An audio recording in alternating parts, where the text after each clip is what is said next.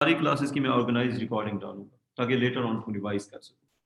अच्छा, resultant of P and Q is R, represent R on figure 1। चलें जी, Q को हम P के हेड पे ड्रॉ कर देते हैं। तो अगर हम P के हेड पे Q ड्रॉ करते हैं, ये लें, ये हो गया। अब ये जो है ये हमने Q बना दिया, P के हेड पे Q आ गया। अब ये हो गया टेल। अच्छा, और ये क्या हो गया, हेड। अब जो रिजल्टेंट होगा वो होगा टेल टू हेड। रिजल्टेंट कहां पे होगा, टेल टू हेड। अब ये हो गया रिजल्टेंट, ये हमारे पास हो गया रिजल्टेंट। ठीक है जी। अब अगर हमने ये रिजल्टेंट जो है, अब अगर हमने ये रिजल्टेंट जो है ये फाइंड करना है, तो हमें ट्रिग्नोमेट्री यूज करके इस ट्रायंगल को सॉल्व करना पड़ेगा। आइडिया समझ आ गया। अच्छा, ये तो हमने पी को क्यू को बना दिया पी के हेड पे। क्या हम अदर वे अराउंड कर सकते हैं? बिल्कुल कर सकते हैं। अब ये देखो, फर्ज करें अगर हम उल्टा करते हैं, ये हो गया पी, ये हो गया क्यू। अब अगर हम पी को उठा के क्यू के हेड पे बना दें तो भी काम चल जाएगा। फॉर एग्जाम्पल, अगर आप पी को बनाते हैं क्यू के हेड पे लाइक दिस, अगर आप पी को उठा के बना दें क्यू के हेड पे, 1 सेकेंड, बिल्कुल पैरेलल लाइन बनानी है, ठीक है, और ट्राई करो लेंथ इक्वल। ये हमने पी बना दिया किस पे, क्यू के हेड पे, तो रिजल्टेंट, तो भी रिजल्टेंट वही होगा। अच्छा, दोनों फिगर्स को अगर कंपेयर किया जाए तो do you think same resultant आ रहा है? क्या ख्याल है? तो बेटा पी को क्यू के हेड पे बनाओ, क्यू को पी के हेड पे बनाओ, रिजल्टेंट वही आना है, उससे कोई फर्क नहीं पड़ना। तो ये हमारा हो गया रिजल्टेंट। बच्चों क्लियर? अच्छा, अब इस ट्रायंगल को सॉल्व, ट्रायंगल तो बन गई, फिर इस ट्रायंगल को सॉल्व भी तो करना है ना। तो लिखो टू सॉल्व द ट्रायंगल। अच्छा, online students, if you have not copy this please take a screenshot. अगर आपने कॉपी नहीं किया तो स्क्रीनशॉट ले लो। अच्छा, अब अगले पेज पे चलो। अब मेरी बात सुनो, सॉल्विंग अ ट्रायंगल। ट्रायंगल को जब हम सॉल्व करते हैं तो वो राइट ट्रायंगल भी हो सकती है, कोई और ट्रायंगल भी हो सकती है।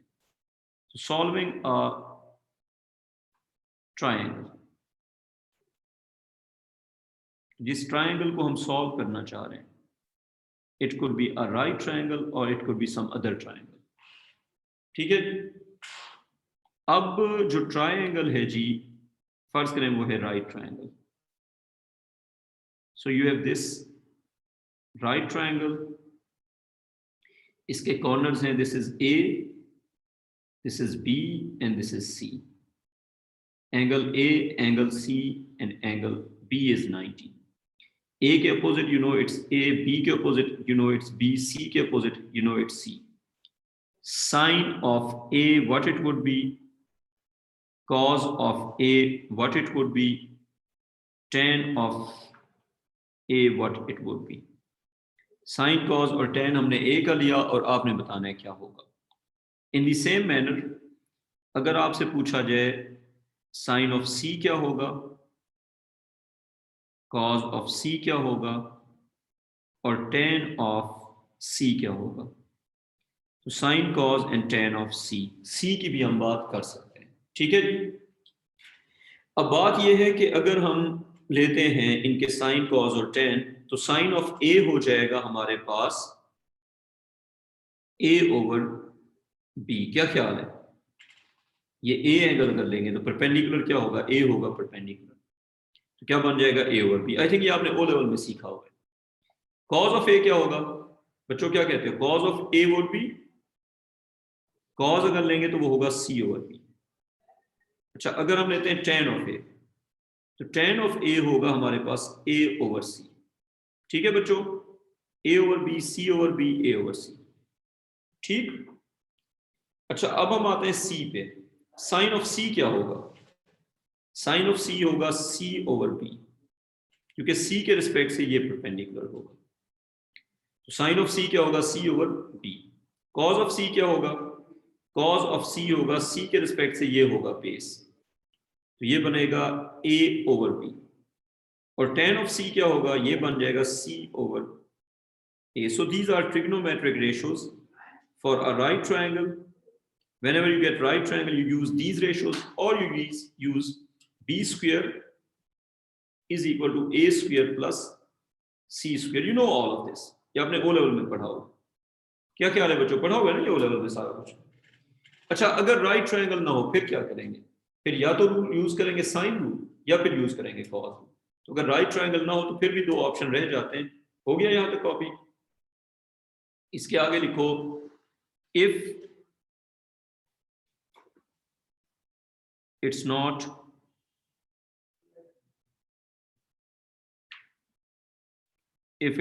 a right triangle. अगर राइट ट्रायंगल नहीं होगी तो फिर क्या होगा?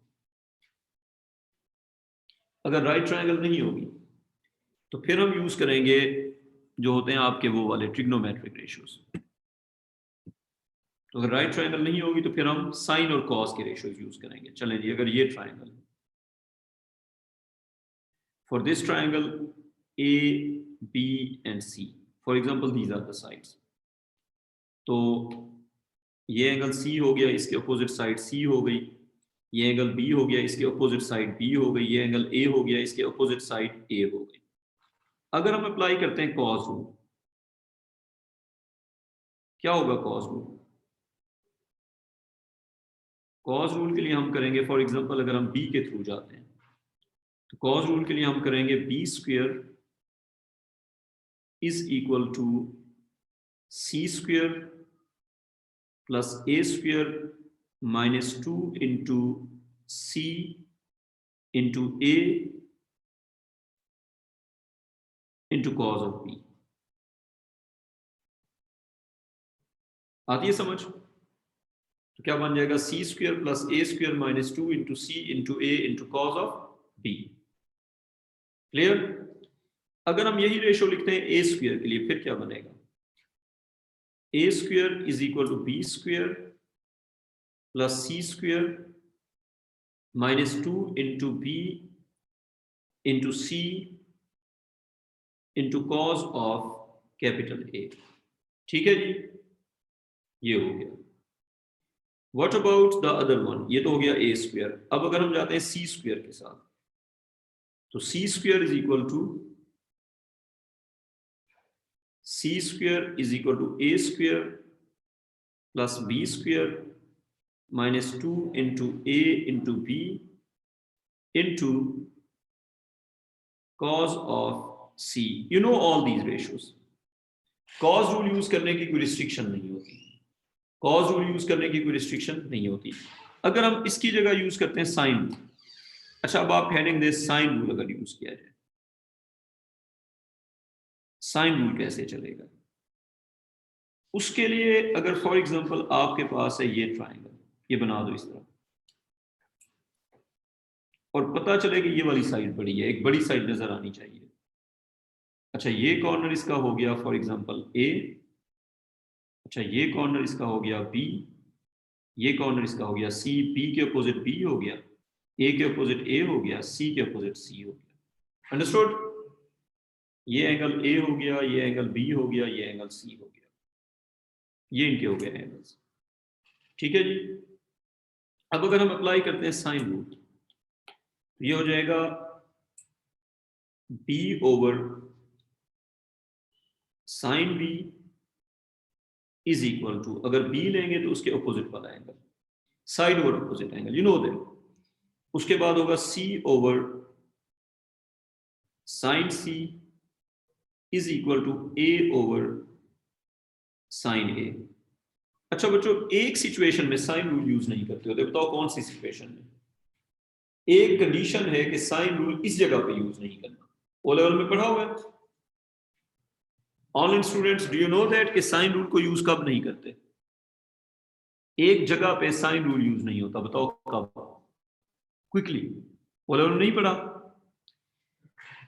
अगर सबसे बड़ी साइड के अपोजिट हम एंगल फाइंड कर रहे हैं और बाय चांस एंगल ऑब्ट्यूज हुआ तो आपका जो आंसर होगा वो इनकरेक्ट होगा. तो कभी भी बड़ी साइड के अपोजिट वाला एंगल फाइंड करने के लिए साइन रूल यूज नहीं करते, क्योंकि अगर एंगल है 100 तो आपका आंसर 100 नहीं आएगा, आपका आंसर 80 आएगा। बेशक करके देख लो। फर्ज करो अगर आपका आंसर 100 है, मैं इसको यूं कह रहा हूं, अगर हम करते हैं साइन ऑफ 100, बताओ जरा क्या आंसर आ रहा है? साइन ऑफ 100 का आंसर बताओ कैलकुलेटर से, मैं तुम्हें बताता हूँ मसला कहाँ पे आता है। साइन ऑफ 100 कितना आ गया? -0.506। नहीं यार, तुम्हारा कैलकुलेटर रेडियन में है। तुम्हारा कैलकुलेटर रेडियन में या कोई मसला है? कितना आ रहा है? 0.9। कोई मसला है तुम्हारे? 0.984। अच्छा, अब अगर मैं कहूं कि तुम साइन इनवर्स करो 0.984 का, 1 सेकंड रुक जाओ, आंसर तो 100 आना चाहिए, ऐसे ही है ना, लेकिन आंसर 80 आता है।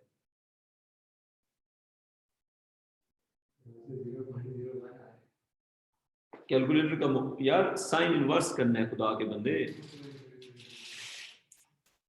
देखो अगर 100 का साइन लेते हैं और आंसर आता है 0.984, कितना आ रहा है? 80 आ रहा है ना। अच्छा, जो बात मैं समझा रहा हूँ वो देखो, जब तुमने 100 का साइन फाइंड किया वो तो आ गया 0.984, एंगल तो 100 था, लेकिन जब तुमने इनवर्स किया तुम्हें 80 मिला। तो इसका मतलब है जो ऑब्ट्यूज एंगल है उसको हम साइन रूल से फाइंड नहीं करते। अब हमें क्या पता एंगल ऑब्ट्यूज है या नहीं? तो ऑब्ट्यूज एंगल ट्राइंगल में सिर्फ एक हो सकता है। ट्राइंगल के एंगल्स का सम होता है 180। क्या 90 से बड़े दो एंगल हो सकते हैं? नहीं, नहीं हो सकते। और ऑब्ट्यूज एंगल कौन सा हो सकता है? जो सबसे बड़ी साइड के अपोजिट होगा। सबसे बड़ी साइड के जो अपोजिट एंगल होते हैं, कॉज रूल जहां मर्जी यूज करो, कॉज रूल के साथ आप लिख सकते हैं एप्लीकेबल एवरीवेयर। कॉज रूल को आप जहां मर्जी यूज करो, आपको कोई मना नहीं कर रहा, अन्यवा यूज करो। कॉज रूल को आप हर जगह पे यूज कर सकते हैं। लेकिन अगर आपने साइन रूल यूज किया और आपने सबसे बड़ी साइड के अपोजिट एंगल फाइंड किया, तो आपको साइन रूल धोखा दे सकता है। तो लिखो साइन रूल, ये तो ओ लेवल का कॉन्सेप्ट है बच्चों।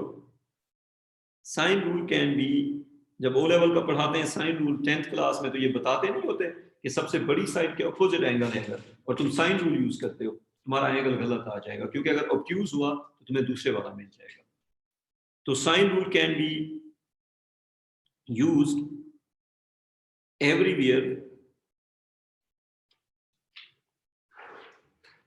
everywhere except, sign rule can be used everywhere except when you have to find, the angle opposite to the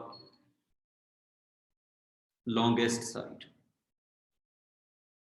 सबसे बड़ी साइड के अपोजिट अगर आपने एंगल फाइंड करना है तो नेवर यूज साइन रूल। ठीक है जी। इसकी मैं एक एग्जांपल करा दूं ताकि आपको समझ आ जाए, ये याद रह जाएगा। करा दूं जिसमें आप देखेंगे कि कॉज रूल डिफरेंट आंसर देगा, साइन रूल डिफरेंट आंसर देगा। चलिए एक एग्जांपल कर लेते हैं। अच्छा ऑनलाइन स्टूडेंट्स, अगर आपने कॉपी कर लिया तो बड़ी अच्छी बात है, अगर आपने कॉपी नहीं किया तो प्लीज इसका स्क्रीनशॉट ले लो। ऑनलाइन वाले बच्चों, अगर आपने कॉपी कर लिया तो बड़ी अच्छी बात है, अगर कॉपी नहीं किया तो इसका ले लो स्क्रीनशॉट। अच्छा हम एक एग्जांपल करते हैं जिसमें एंगल, साइन रूल से एंगल का गलत आंसर आएगा। चलें जी एक एग्जांपल लिखो।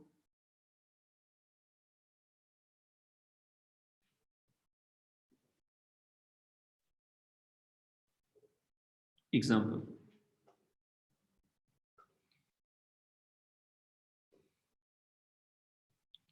ये एक ट्रायंगल है, ये साइड है 4 सेंटीमीटर, ये साइड है 9 सेंटीमीटर, और ये साइड है 12 सेंटीमीटर। ट्रायंगल बनेगी या नहीं बनेगी? ओ लेवल में क्या कंडीशन सीखी थी? दो साइड का सम सबसे बड़ी साइड से बड़ा होना चाहिए, दो छोटी साइड का सम सबसे बड़ी। अच्छा एक बात बताओ, साइड्स यानी 3, 5, 10, ट्रायंगल बनेगी या नहीं बनेगी? नहीं बनेगी। नहीं बनेगी, बताओ क्यों? 3 + 5 8 होता है।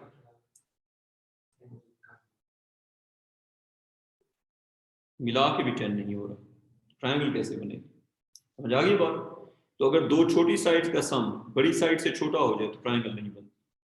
तो अगर आपके पास है ना 4 और 9, उनका सम क्या हो रहा है 13, बड़ी साइड विद इन 13 हो सकती है, उससे बड़ी नहीं हो सकती। ये ट्रिग्नोमेट्री की चीजें हैं जो कि बड़ी इंपॉर्टेंट है रियल लाइफ में, आगे बड़ी यूज होती हैं।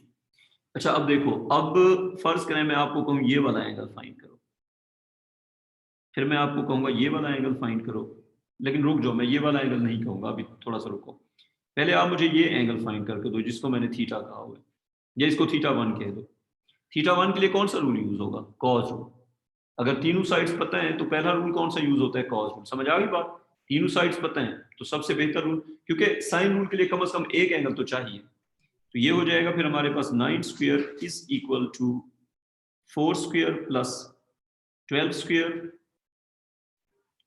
4 स्क्वायर प्लस 12 स्क्वायर, ठीक है, -2 into 4 into 12 into cos of theta 1।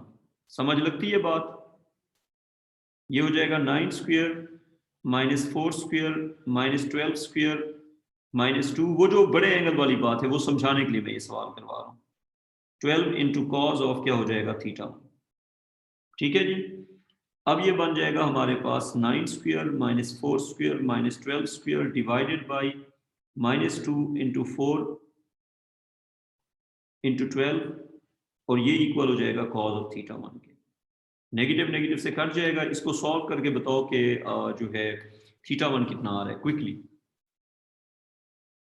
81 - 16 - 144, 16 - 144 -160, -160 में से 81 गया, 79 बचा, 79 ओवर 48 इंटू 2 96, 78 ओवर 96, या कैलकुलेटर यूज कर थीटा 1 पूरा। चलो थीटा 1 बन गया 62 पॉइंट। आई थिंक ये वो वाला केस नहीं है क्योंकि थीटा 1 की बहुत बड़ी वैल्यू आ रही है, वो ऑब्ट्यूज नहीं बनेगा शायद। 62.87 नहीं बन भी सकता है, देख लेते हैं। अच्छा अब आप एक काम करो, इसको कह दो थीटा 2, इसको कह दो थीटा 3। अब मैं इस क्वेश्चन को करने के ना आपको दो वेज बताता हूं। एक बार आप करो फाइंड थीटा 2 फर्स्ट एंड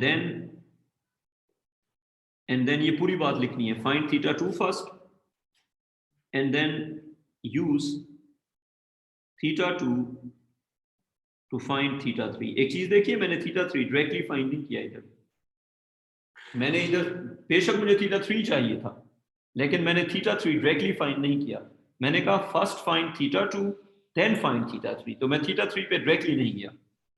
दूसरे में आप करो use sine rule to find theta 3। अगर थीटा 3 ऑब्ट्यूज है तो आपको इधर ये बात समझ आ जाएगी, लेकिन अगर ऑब्ट्यूज नहीं है तो फिर इस एग्जांपल से बात समझ नहीं आएगी। लेकिन मैं एक चीज क्लियर कर दूं, ये वाला जो स्टूडेंट है ये ठीक कर रहा है, ये वाला स्टूडेंट गलत। इस वाले स्टूडेंट की क्या मिस्टेक है, उसने सबसे बड़ा एंगल फाइंड करना है and he is trying sine rule. सबसे बड़े एंगल पे साइन रूल लगाने में खतरा है। आपका आंसर अगर 100 आना था तो आपका आंसर 80 आ जाएगा, लेकिन जब आंसर मिल जाएगा आपको क्या पता 100 था या 80, आप तो आगे चले जाएंगे, एग्जामिनर क्रॉस लगा देगा। तो देखो सबसे बड़ी साइड क्या थी 12, 4, 9 और 12 में से सबसे बड़ी साइड क्या है 12 है ना। तो 12 के ऑपोजिट जो एंगल है थीटा 3, उसके लिए आप साइन रूल यूज नहीं कर सकते। सबसे बड़ी साइड के ऑपोजिट एंगल फाइंड करना है, नेवर यूज साइन रूल। इसका मतलब है जो सीधा साइन रूल यूज कर रहे हैं, बेशक उसका आंसर ठीक आ रहा है गलत आ रहा है, मेथड ठीक नहीं है, खतरा है गलत होने का। अच्छा अब आप एक काम करें, अब आप पहले निकालें थीटा 2। चलें जी, साइन ऑफ थीटा 2, थीटा 2 पे अन्य वाला साइन लगा सकते हैं, सिर्फ बड़े वाले पे नहीं लगा सकते। Sine of theta 2 over sine of 62.8, एक मिनट यार, sine of theta 2 over side होता है ना उस तरफ से, साइन ऑफ थीटा 2 ओवर उसके ऑपोजिट साइड है 4 is equal to sine of जो फाइंड कर चुके हैं वो है 62.87 ओवर उसके ऑपोजिट साइड है 9। इसको सिंप्लीफाई करो for theta 2, this would become sine of theta 2 is equal to sine of 62.87 divided by 9 into 4। इसका साइन इनवर्स लो, बताओ थीटा 2 कितना आ गया।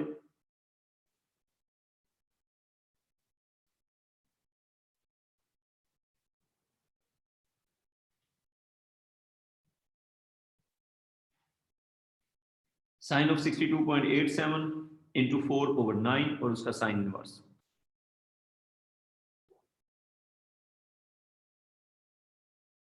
मिला?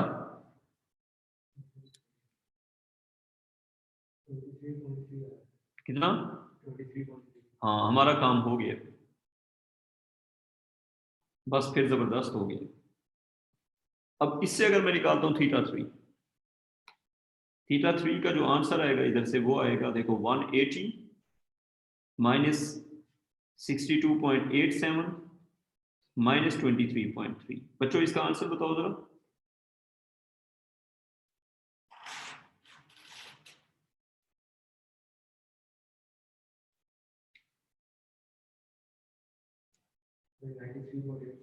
ठीक है, ऑब्ट्यूज है ना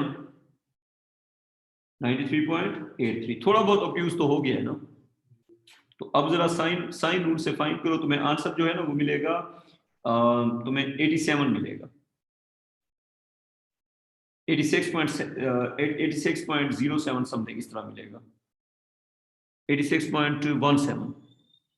अच्छा, ये जो हमने आंसर फाइंड किया ये करेक्ट है, ये हमने सही किया है। कैसे? छोटा एंगल फाइंड करके उस पे गए।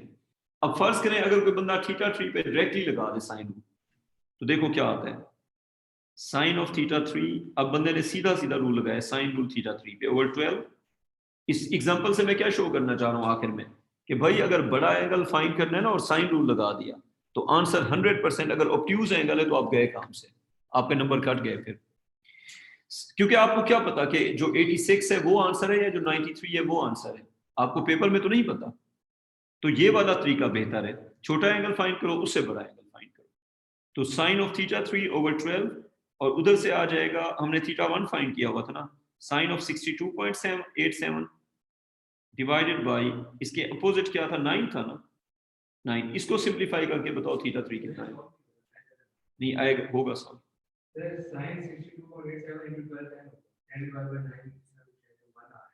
नहीं, ऐसे नहीं होगा, ठीक है, तुमने फिर कोई राउंडिंग ऑफ वगैरह की है, अदरवाइज हो जाना चाहिए, बिकॉज देखो उधर से 93.87, ठीक है, तो इधर से आएगा 86.17। साइन ऑफ 62.87 इंटू 12 कितना आता है?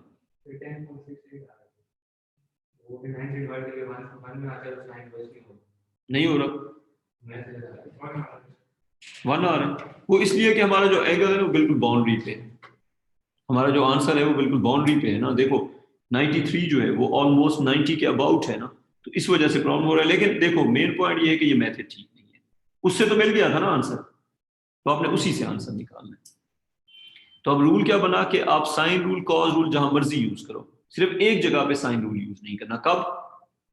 जब आपने सबसे बड़ी साइड के ऑपोजिट एंगल फाइंड करना। क्लियर है ये बात? अच्छा, अब आप चलें आखिरी पेज पे,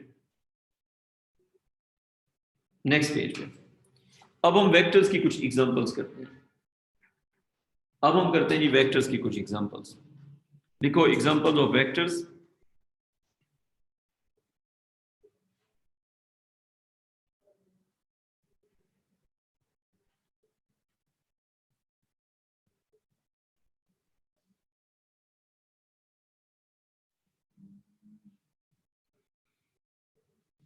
एग्जांपल्स ऑफ वेक्टर्स, इसमें आप लिखें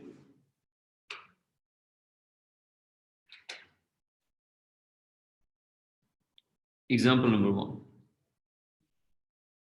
लिखो two forces act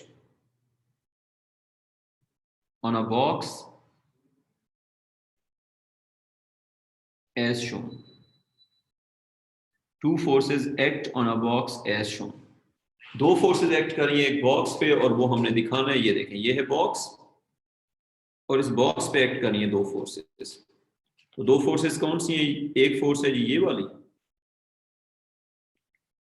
और एक फोर्स है ये वाली। ये फोर्स है जी 100 न्यूटन की और ये फोर्स है बच्चों 150 न्यूटन की। और इन फोर्सेस के जो एंगल्स हैं विद दिस हॉरिजॉन्टल लाइन, ये इन फोर्सेस के जो एंगल्स हैं they are, this one is 30 degrees and this angle is 80 degrees for the example. For example, this angle is 80 degrees and this is not to the scale. Apparently ये 80 नहीं लग रहा, but it is 80. ठीक है जी, आपने करना क्या है, find the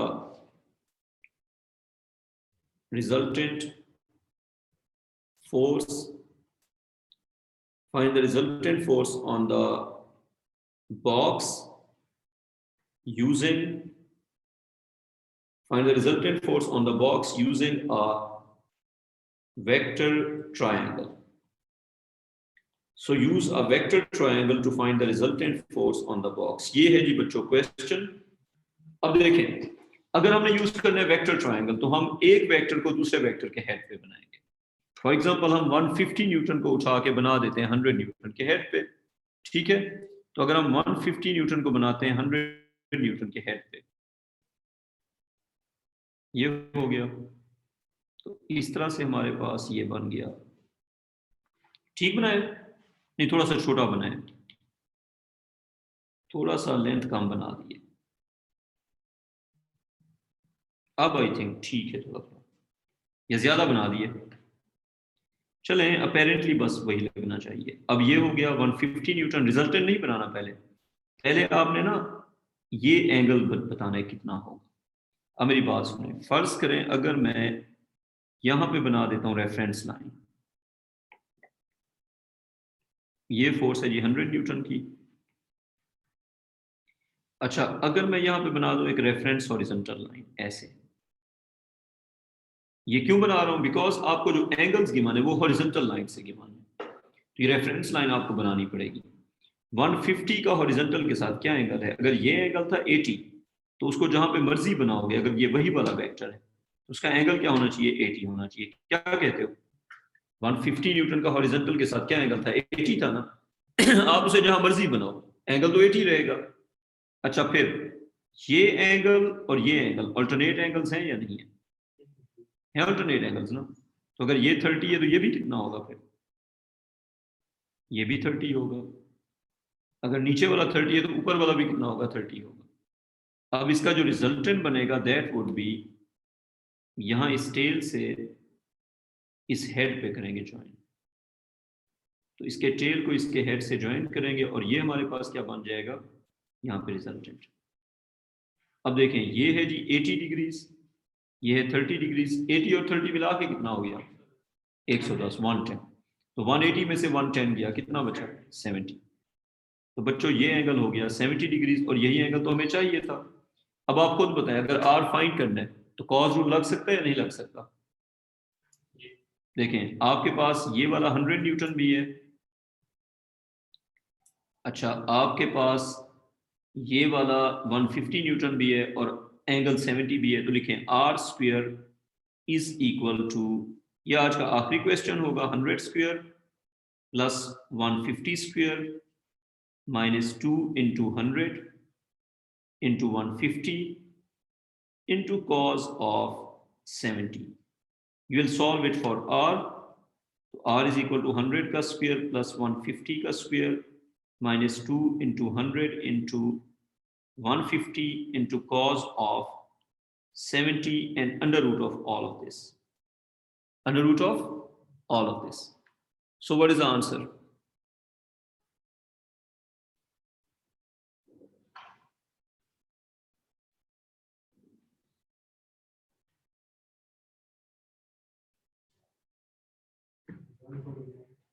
$149। तो r is equal to 149 और ये हो जाएगा हमारे पास क्या, न्यूटन। ठीक है जी बच्चों, रिजल्टेंट फोर्स होगी 149 न्यूटन। इसके आगे बच्चों इंशाल्लाह हम कल करते हैं। तो बल्कि बात सुनो, सैटरडे की क्लास की टाइमिंग ना मैं ग्रुप पे अपडेट कर दूंगा। ऑनलाइन वाले बच्चों आप ग्रुप में हो सब,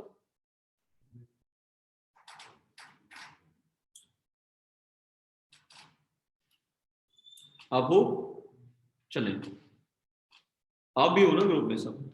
अच्छा, ऑनलाइन वाले बच्चों आप ग्रुप में अगर हो तो अच्छी बात है, अगर नहीं हो तो मुझे मैसेज कर दो, मैं आपको ग्रुप में ऐड कर देता हूँ। मेरा नंबर है जी ये 03315401 सेकेंड यार 5401714 मुझे मैसेज कर दो अपने नाम, मैं ग्रुप में ऐड कर दूंगा। अगर ग्रुप में हो तो फिर मैसेज करने की जरूरत नहीं है।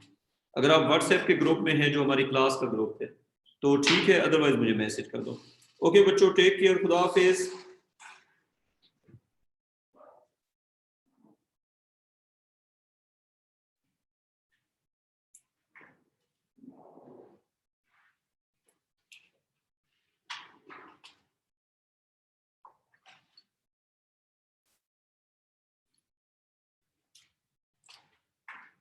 ठीक है जी बच्चों। सर अगर हम यहाँ पे साइन रूल यूज करते तो गलत आंसर आता है।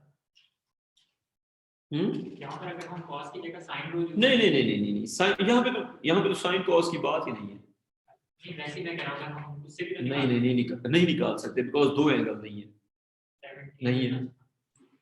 इसमें इसके अलावा कोई ऑप्शन नहीं है। बस साइन रूल को एक जगह यूज नहीं करना जहां पे आपने सबसे बड़ी साइड का अपोजिट एंगल फाइंड करना है, अदरवाइज व्हाटएवर यू यूज। लेकिन इसमें तो दो एंगल हैं भी नहीं आपके पास, एक 70 वाला एंगल है बेटा, 30 ट्रायंगल का एंगल नहीं है आपके पास। चलो बच्चों, टेक केयर, इसकी फर्दर प्रैक्टिस करेंगे फिर। अच्छा, मैं ग्रुप में अपडेट कर दूंगा कि बेटा आ जाए।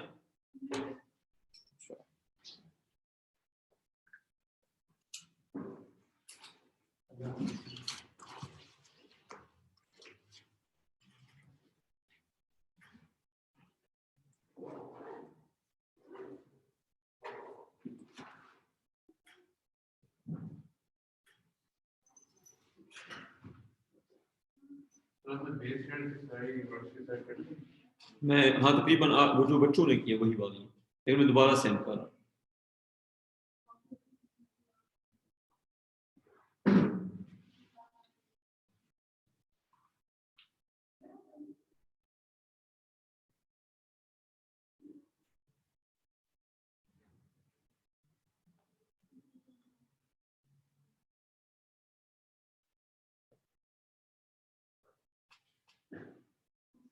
आपने तो आगे भी लगा दिया।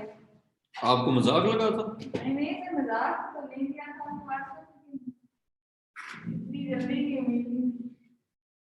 नहीं, मुझे जो काम करना होता है वो फौरन करना होता है।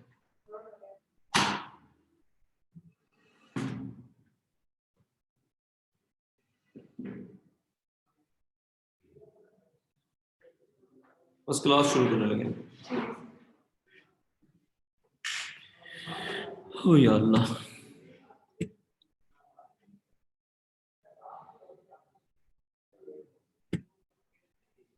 मैं बस 1 मिनट में आ रहा हूँ, बस फिर क्लास शुरू करें। अगर आपको समझ आती है तो इसका कंट्रास्ट करना है ज़्यादा और ब्राइटनेस करनी है कम। रिमोट पड़ा है, मैं बस 2 मिनट में आ रहा हूँ। मैंने बड़ी कोशिश की है मेरे ऊपर से। हाँ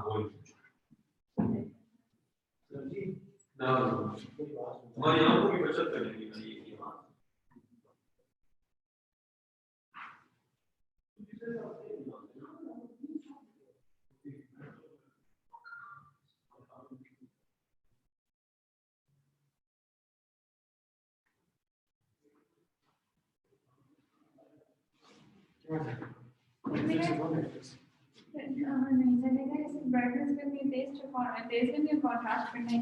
मेरे को नहीं आता। मेरे पास जाके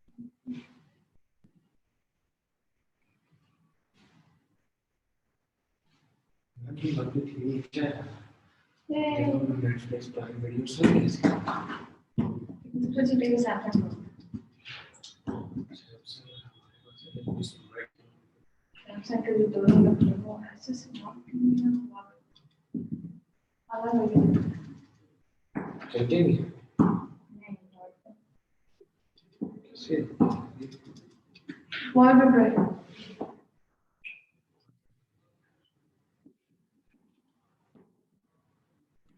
ये तो मैंने बहुत ज्यादा वो नहीं है इस तरफ से many months say my pencil I pencil sorry I pencil ये नहीं से बड़ा खर्चा करते हैं billionaire bro billionaire बड़ा खर्चा करते हैं देखो ना आईपैड से पढ़ाएंगे लिखते इस पे कनेक्ट इससे किया और एप्पल टीवी इसके साथ सिस्टम आपका ना इसने वाले कनेक्ट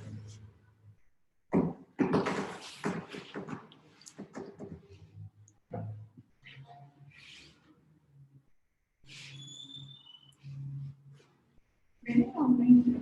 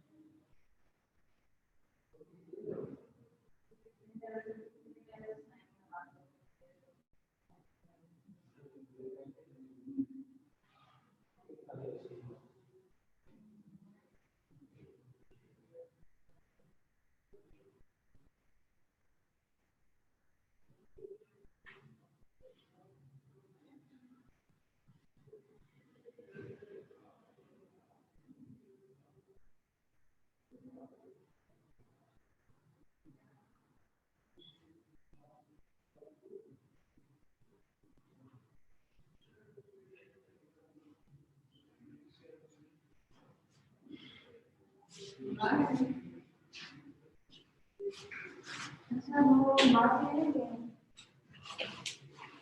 ये व्यूअर्स ने महाभारत मानने और उसमें विश्वाला हमारा शीजा मुफ्तिहा सोफिया सलीम नेहा आयशा अरुणा अनिश क्या कर रही है? शमशा ओ यार लगा दो यार उसने दे इसको मसला को बैठा दे आज मुझे डाले ठीक है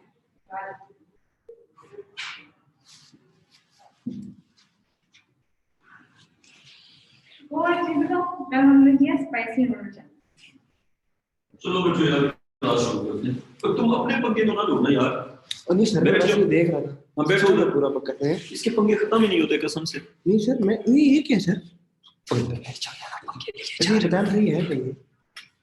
ये मैं हूँ मैं तो ये इसका टच पैड होता है लंच पैन भी है ना Nice. कहता सिस्टम आवाज मुझे मुझे नहीं पता होता है इन चीजों का अब मैं कुछ नहीं कहने लगा मैं अब कुछ कहने ही नहीं लगा अब बैठ जाओ क्लास शुरू करते हैं ठीक है सभी काम करे मेरा बताओ वो जो काम